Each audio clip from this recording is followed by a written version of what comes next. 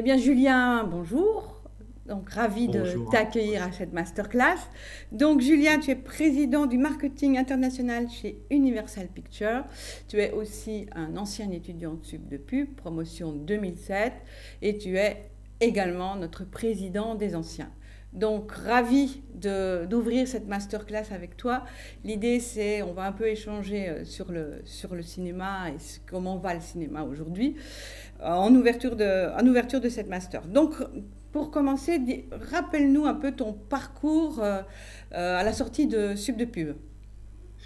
Alors, mon parcours à la sortie de Sud de Pub, j'ai attaqué très rapidement. J'étais chez 20th Century Fox en France, au département digital. Après avoir passé presque un an là-bas, je suis parti à Londres en tant que responsable digital pour la France, mais aussi pour l'Europe, pour la Walt Disney Company. Donc, je travaillais pour le département cinéma, mais aussi les autres départements de la société. Après avoir fait 3 ans, presque 3 ans en Angleterre, j'ai été embauché par Walt Disney Studios ici aux États-Unis, où je suis devenu directeur du marketing digital pour tous les territoires internationaux, basé cette fois-ci donc à Los Angeles. Je suis resté quasiment 5 ans chez Disney ici aux États-Unis. J'ai été promu vice-président de la société, toujours dans le département digital. Et je me suis fait ensuite débaucher par 20th Century Fox, de nouveau, mais cette fois aux États-Unis en tant que senior vice-président du marketing digital, où j'ai passé quasiment 4 ans. Et pendant ces 4 années, j'ai évolué au sein de la société et je suis devenu exécutif vice-président du marketing digital. Alors, différents niveaux ici qui sont un petit peu différents. Et j'ai été mis en charge du digital au niveau monde, plus que les territoires internationaux, mais aussi ce qu'on appelle le domestique, donc le territoire américain. Et j'ai fait ça donc 4 ans au total. Et ensuite, la société a été achetée par la Walt Disney Company à l'époque. Et j'ai été débauché par Warner Bros, où je suis devenu exécutif vice-président du marketing international. Donc là, plus que le digital, mais le digital, la presse, la promo, la finance, la créa, tous les départements que compose le marketing du cinéma. Et puis 2 ans plus tard, je me retrouve aujourd'hui chez Universal Pictures en tant que président du marketing international. Donc je supervise l'ensemble des départements marketing pour créer les campagnes sur les films Universal qui sortent à travers les pays internationaux. Voilà plus ou moins le parcours très rapidement. Alors, c'est un sacré parcours et on est bien sûr très, très fiers hein, de ton parcours. Donc, en quoi consiste ton job aujourd'hui? Alors, mon job aujourd'hui, si je te le résume, c'est je, du moment où je lis un script au moment où je vois un film, je travaille avec mes équipes pour arriver à mettre en place les campagnes marketing les plus appropriées par territoire pour sortir le film. Donc, je supervise toute la partie création, exécution, mise en place, médias, presse, festival, des campagnes de nos films. Voilà. Alors, ce que j'ai envie de te poser, c'est en fait, comment va le cinéma aujourd'hui? Il y a 99% des cinémas du monde ont été fermés pendant très longtemps. Dans quel état est le cinéma? Est-ce que le business a repris? Est-ce que ça n'a pas encore complètement repris? Toi, en tant que président du marketing, comment tu sens le marché? Alors, tu as complètement raison. Ça a été 18 mois vraiment compliqués parce qu'en fait, ça a commencé en Asie, ça a évolué en Europe pour terminer en Amérique latine. Évidemment, les États-Unis ont été touchés au même moment que l'Amérique latine. Donc, ça a pas été tout le monde au même moment. Donc, on a toujours eu la chance d'avoir des cinémas qui étaient ouverts. Donc, à l'époque, j'étais chez Warner, vraiment, quand ça a commencé. Et on a sorti à l'époque un film qui s'appelait Tenet, un film de Christopher Nolan, qu'on a sorti par phase, en fait. On a vraiment attaqué d'abord en Asie, parce que l'Asie était réouverte, ensuite l'Europe, ensuite l'Amérique latine. Wonder Woman, toujours quand j'étais chez Warner, on a eu un petit peu le même cas de figure. Et puis, quand je me suis retrouvé chez Universal, j'ai travaillé sur le film Fast and Furious 9, qui est sorti en Asie en premier, donc presque 6 semaines avant les États-Unis, l'Europe et l'Amérique latine. Et on est toujours en train de sortir le film dans certains territoires asiatiques. Maintenant, pour répondre vraiment à la question, ça va mieux. C'est pas encore complètement réouvert de partout, dans tous les cinémas du monde, dans tous les territoires du monde surtout, mais on voit une véritable évolution. La semaine dernière, il y a un film qui s'appelle Dune, qui est sorti en France, mais qui est sorti aussi dans d'autres territoires internationaux. Le film a généré quasiment 37 millions de dollars sur l'ensemble des territoires internationaux. C'est un très beau chiffre. Je pense que Warner est très content de ce chiffre parce qu'il ne s'attendait certainement pas à autant, dans le sens où les cinémas, on n'était pas vraiment sûr de la réaction du public, savoir s'ils allaient passer le cap d'aller au cinéma, et ils l'ont fait. Donc c'est encourageant, très encourageant. Je suis en train de travailler sur un film qui s'appelle James Bond, le prochain Bond, qui sort dans certains territoires à la fin du mois de septembre jusqu'à la fin du mois de novembre, parce qu'on a étalé la sortie sur plusieurs mois pour aider les territoires qui sont en train de réouvrir petit à petit. Mais ça va mieux, on se sent de plus en plus confiant, de plus en plus content, mais on sait que ce n'est pas encore vraiment à 100% terminé. Parce que c'est un média aussi qui a souffert, la publicité au cinéma, forcément, il y a eu des répercussions sur les chiffres. Voilà, énormément. On n'y allait plus. Énormément. Alors, quand on a préparé... Les productions ont souffert, pardon, juste je termine là-dessus, les productions ont souffert parce que maintenant on a des protocoles qui sont extrêmes au niveau Covid, où on doit vraiment faire attention à tout ce qui se passe, tout ce qui se fait.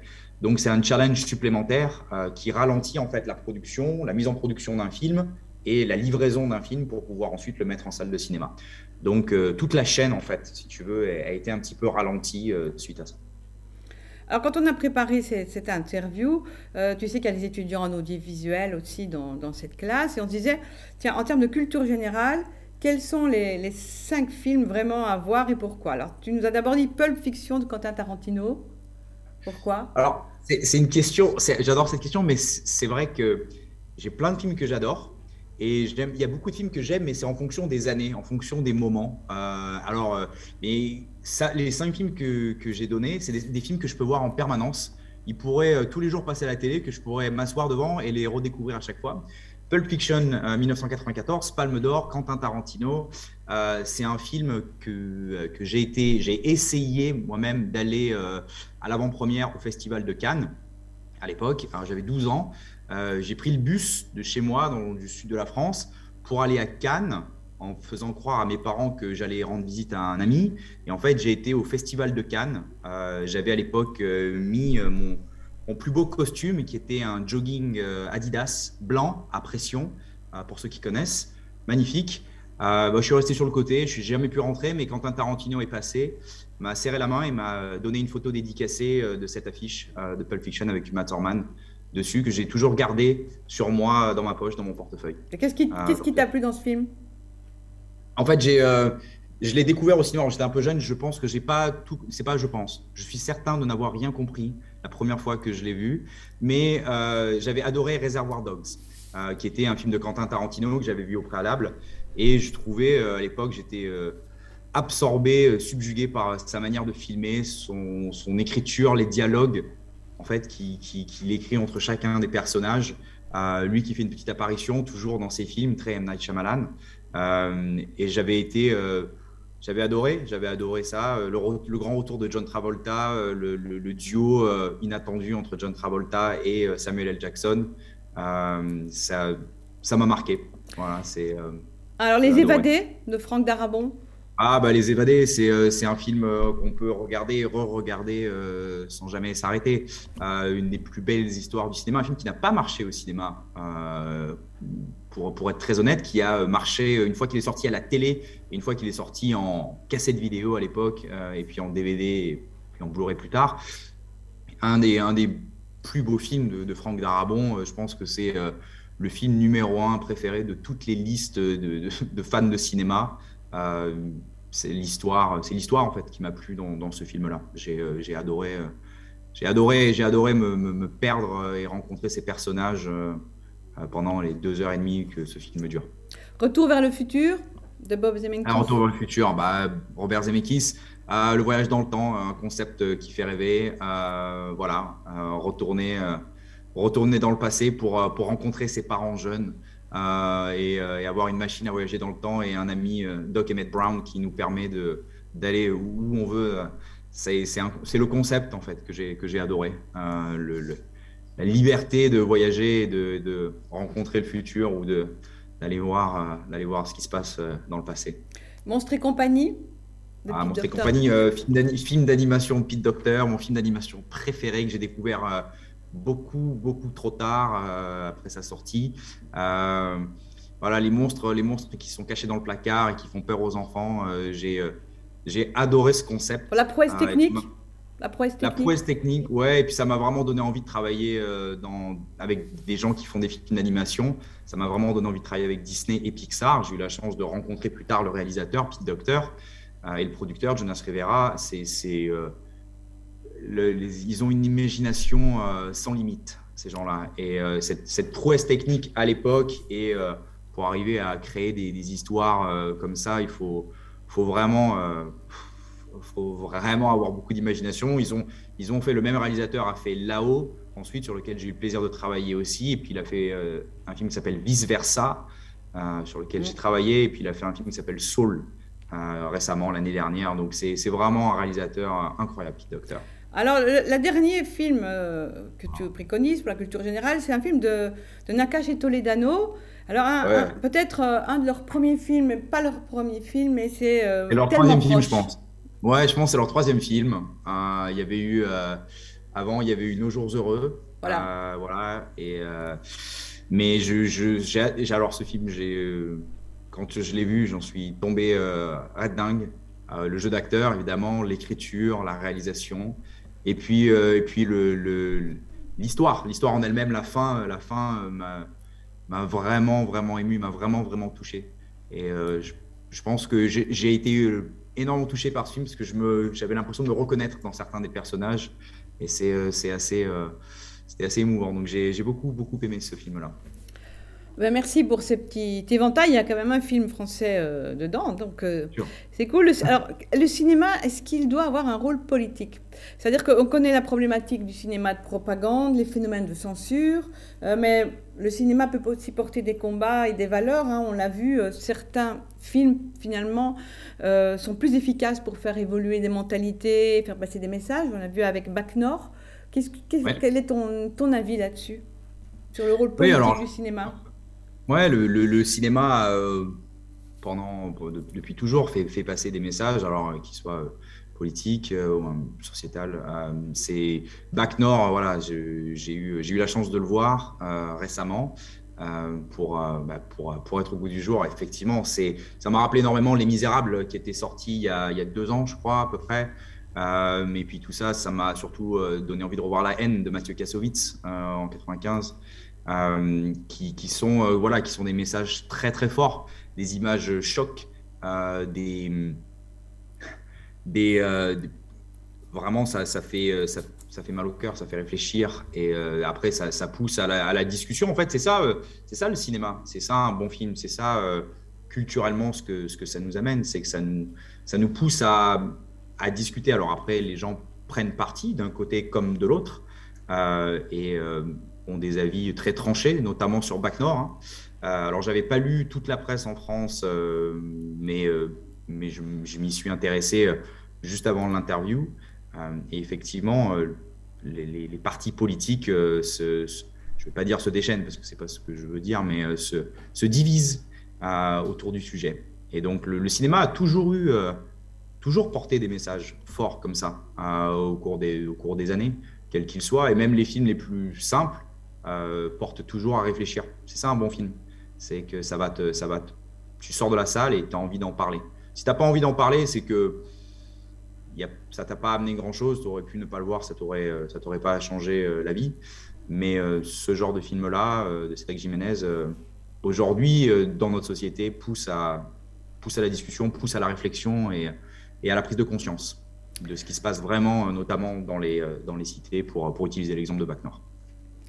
Alors, maintenant, on va parler un peu des femmes et le cinéma. On a une femme qui est à la tête de l'Académie des Césars aujourd'hui, hein, Véronique Kella, qui est en coprésidence avec Éric Toledano.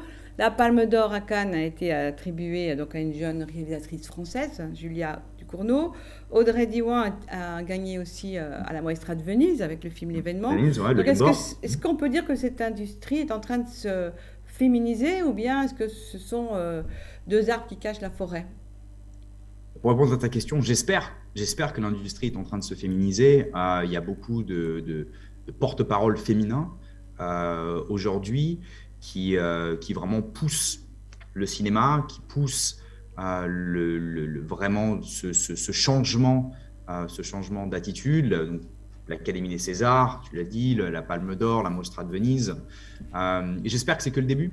J'espère que vraiment ça va nous emmener vers une nouvelle, c'est pas nécessairement une nouvelle génération, mais vraiment une nouvelle manière de penser et d'avoir des femmes fortes, des gens forts qui sont soutenus par vraiment les gens qui font le cinéma pour continuer d'avoir le plaisir d'avoir leur point de vue au travers de leurs films.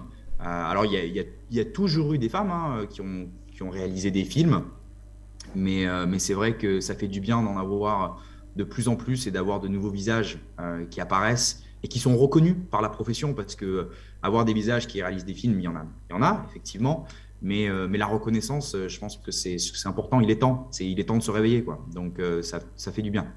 Et j'espère que ce n'est pas deux petits arbres et puis que ça va s'arrêter là. Je souhaite que ça continue. Alors, à la façon dont on consomme la fiction, est-ce qu'elle a un impact sur la création? Par exemple, on voit fleurir des mini-séries de 4-5 épisodes sur les plateformes ou sur les chaînes télé. Il y a 5 ans, ça aurait été des longs métrages, ces mini-séries. Donc, est-ce que ces nouveaux usages, finalement, créent des nouveaux formats? Absolument. Moi, je pense que les choses évoluent, ça change, hein. Le cinéma a toujours été le roi au niveau de ce médium. Et puis tu as des plateformes de streaming qui arrivent et puis qui challenge tout ça. Hein. Alors, les plateformes de streaming, on les connaît, Netflix, Amazon, Hulu, HBO Max, Disney+, Peacock, etc., etc. Et c'est vrai que ça change tes habitudes de consommation. Tu retrouves des formats courts parce qu'il fallait savoir se différencier au départ et amener quelque chose de vraiment d'unique. Alors, les séries, ça a toujours été 24 épisodes, et puis maintenant, c'est 12 épisodes, et puis maintenant, c'est 8 épisodes. HBO a toujours eu des séries incroyables. Alors, la série la plus phare de ces dernières années, Game of Thrones, qui avait une série à 8 à 10 épisodes. Et puis, aujourd'hui, tu as des plateformes comme Apple+, qui sortent des séries, comme Ted Lasso, qui a dernièrement gagné énormément de prix aux Emmy Awards. Qui est une série de 10 épisodes.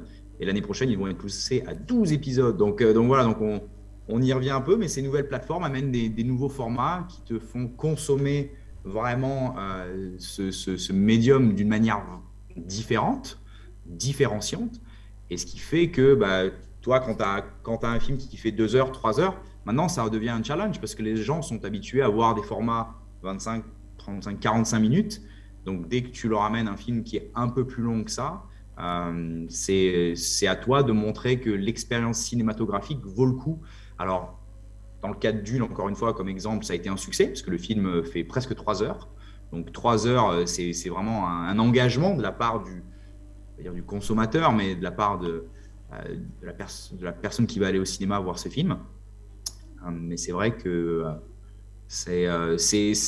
voilà, ça nous challenge à sortir des films qui donnent envie aux gens d'aller le voir sur grand écran et d'être différent de ce que tu peux voir à la maison assis sur le canapé. Et justement, qu'est-ce que ça change au niveau marketing pour toi?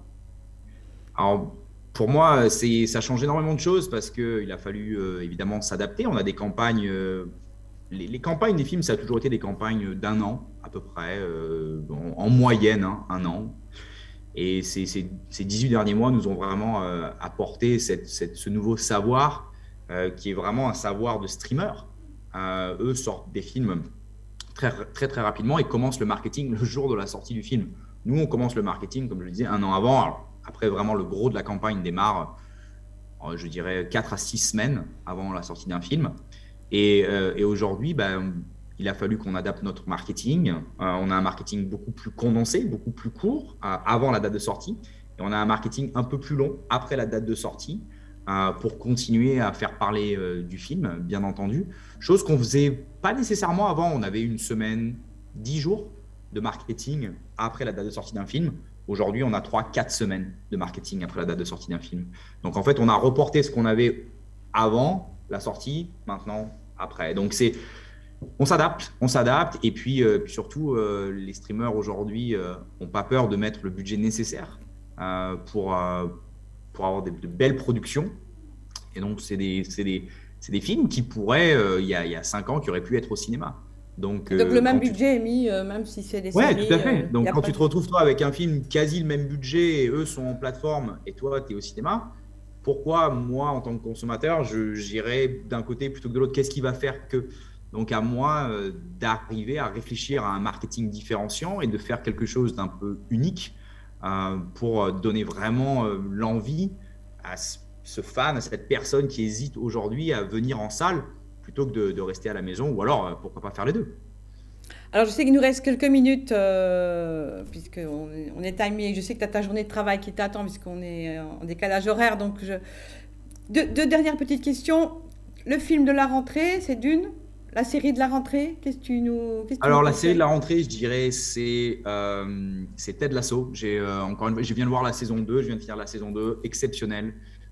Pour ceux qui n'ont pas eu l'occasion de voir encore, c'est incroyable.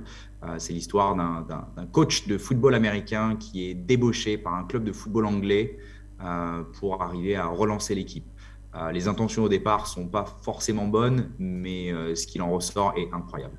Donc, c'est vraiment une série Apple, donc à voir. Le film de la rentrée, bon, je pourrais dire Dune si j'étais chez Warner, mais je vais dire James Bond, puisque je suis chez Universal. Non, James Bond, on l'attend, ça fait 2 ans. C'est le dernier Daniel Craig. C'est la fin d'un arc, c'est la fin d'une série. C'est le moment que l'on attend tous pour savoir ce qui se passe. Donc, j'ai hâte de pouvoir le montrer à tous les fans. Tu sais quand il sort en France, fin septembre? Il sort en France fin septembre, oui, tout à fait. On y sera en tout cas. On va terminer par ton meilleur souvenir de sub de pub. Là, tu me poses une question facile. Je pense que 99,9% des étudiants vont te dire la même chose, Anne-Françoise.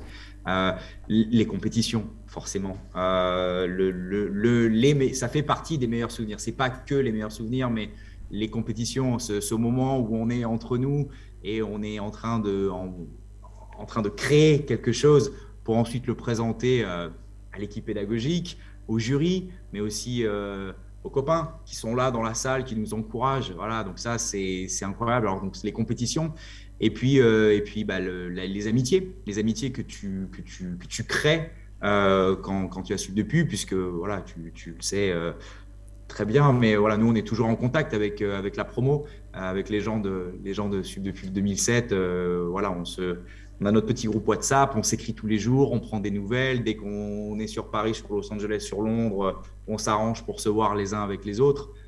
Donc, la famille Sub de Pub, ça fait partie des meilleurs souvenirs.